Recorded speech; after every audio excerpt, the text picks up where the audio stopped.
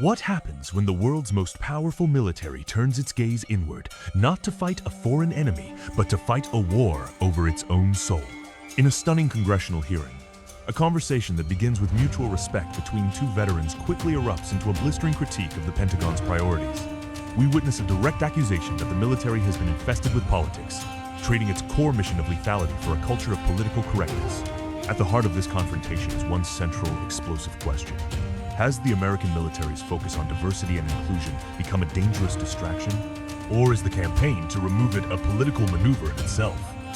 Secretary, we'll have a little bit of time talking about it. General Kane, is it true or not true that in 1988 you were in Plattsburgh Air Force Base as an ROTC cadet? Yes, sir. I think I was. Yeah. You recognize the person you're addressing right now? Yeah, I actually do. Yes, sir. Please don't tell anybody how we did. We did. We were athletic officers in 1980. I believe you worked for me at the time. I did, sir. I still do. Kinda. And just for the record, there was a Commandant Award recognizing the best cadet of all 200, and they got that right because it was the man sitting in front of me, General Kane. So I got out as a captain, so you're winning. General Kane, I want to talk to you about lessons learned in Ukraine and how important it is. I also sit on the Intelligence Committee, and how we can best tour the Indo-Pacific, because that is a vital important war with your adversary. And then if you could also just touch on the importance of innovation and acquisition. Yes, sir. As I've talked about before, the entrepreneurial spirit out there in Europe is one that we've all learned from. And as we look at creating multiple simultaneous cognitive, physical, and physical dilemmas for our adversaries around the world, we have to take that same entrepreneurial spirit and bring it back here to our nation, both in our national and our defense industrial base. So the importance of mass scale, building a DIB and a national base that can provide the combat capability that our warfighters need at the tactical edge is something that both the Secretary and I, as well as the services, are very focused on. Well, thank you. And you're both a breath of fresh air.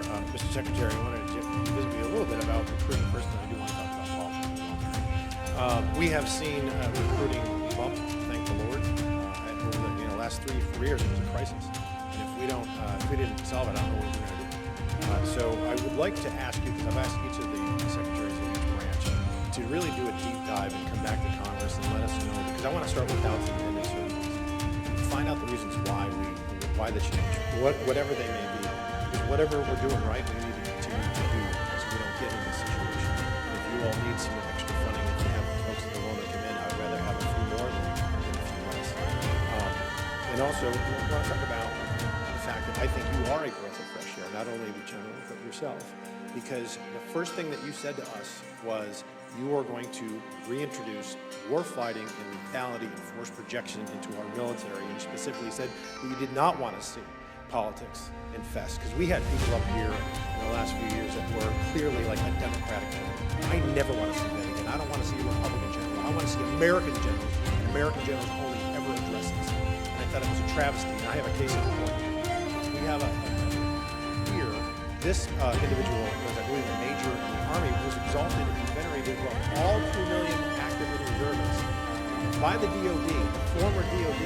Why? Was there any excellence that was done? Was our life saved? Was a program written by Simon? No. Because this person was transsexual. They had a political flag in uniform, and they were waving it. That was disgusting. Not because it was a transsexual, because that was a political statement. And this person did nothing of excellence at all to be recognized. Instead, we should be venerating people like Gary Gordon and Randy Shugart, who gave their lives to save Mike Durant and won the Medal of Honor. That's the lethality. That's what will deter the Chinese, and that's what will deter our enemies. And I'd like to give you 1 minute and 13 seconds to expound on that and maybe answer Mr. Ryan. Thank you.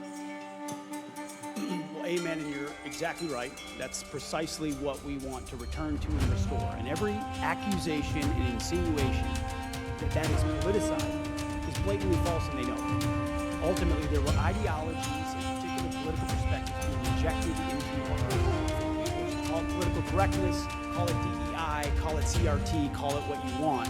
They were being injected in. Our job has been to remove those political ideologies and go back to basics. high standards that are the same. We're not looking at race, we're not emphasizing your differences, we're focusing on our unity, which is the point of any formation. Every formation I've ever looked at, I didn't look at the race or background of the people in that formation. I wanted the most capable leader, squad leader, team leader across the spectrum, able to do the job, because when it hits the fan, that's what I need, and our enemies need to see that. And let me say something about the chairman. He is the most professional, apolitical military expert I've ever worked with, and our country is grateful, should be grateful to have him at the helm, because they are in very steady, apolitical hands. Gentlemen's time's expired. Chair not recognized General from New Mexico, Mr. What we have just witnessed is more than a simple policy discussion.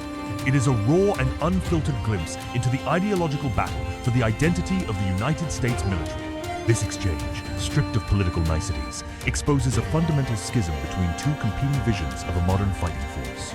To truly understand its significance, we must dissect the layers of strategy, rhetoric, and context at play. The characters in this drama are not mere politicians and generals. They represent powerful, conflicting philosophies. The congressman acts as the inquisitor, but he does so under the guise of a concerned veteran. By first establishing a personal, respectful history with General King, he frames his subsequent attack not as a partisan jab, but as a necessary course correction from a former superior. His rhetorical strategy is a masterclass in emotional escalation. He begins with praise, moves to the specific, explosive example of the transgender major, and contrasts it with the ultimate symbols of military sacrifice, Medal of Honor recipients Gary Gordon and Randy Sugart. This isn't an abstract debate about policy. He makes it a visceral choice between what he calls political flags and lethality. The secretary, in turn, plays the role of the reformer.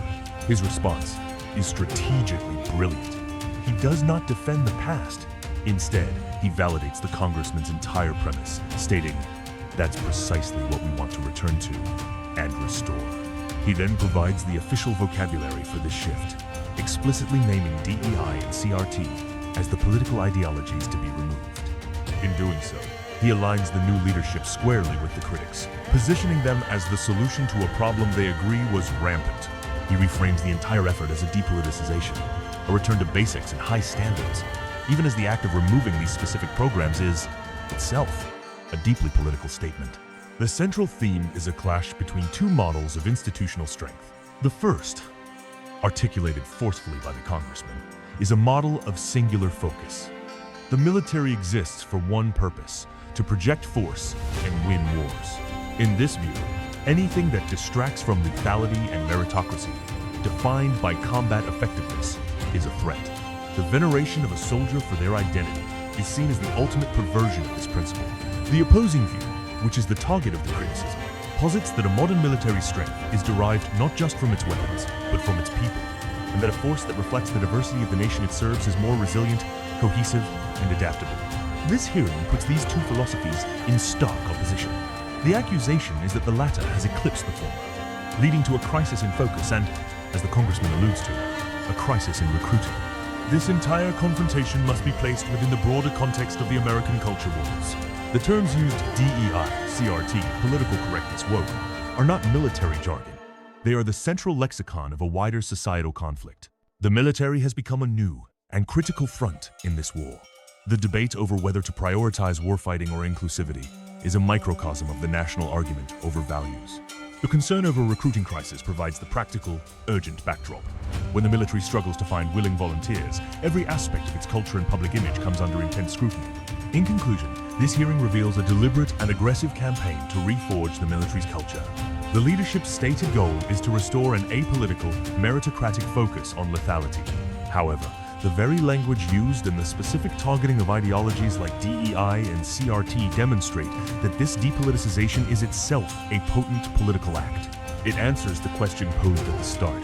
This is an unapologetic effort to reverse a cultural tide the new leadership believes has weakened the institution. It is not a quiet policy adjustment, but a loud declaration that the military's soul is being reclaimed for a singular, traditional purpose. The battle is far from over. It has simply entered a new, more explicit phase. What are your thoughts on this fundamental debate? Is the focus on lethality the only thing that matters, or is a diverse and inclusive force inherently stronger? Let us know what you think in the comments below. And don't forget to like this video and subscribe for more in-depth analysis.